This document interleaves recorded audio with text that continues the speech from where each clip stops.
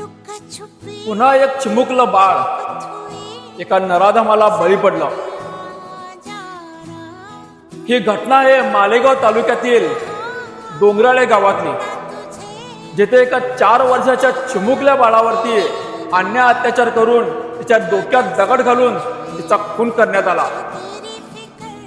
अशा प्रकारची मानसिकता माणसामध्ये येऊच कशी शकते? छत्रपती शासनामध्ये बलात्कार करण्याचा प्रयत्न करणाऱ्याला देखील चौरंग करण्याचा नियम होता आणि आत्ताच्या न्याय व्यवस्थेमध्ये आरोपीला जेलमध्ये ठेवून जेवण खाण्याची परंपरा कुठून सुरू झाली?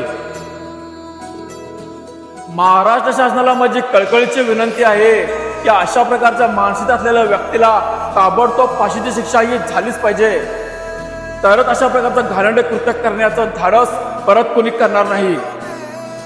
जय हिंद।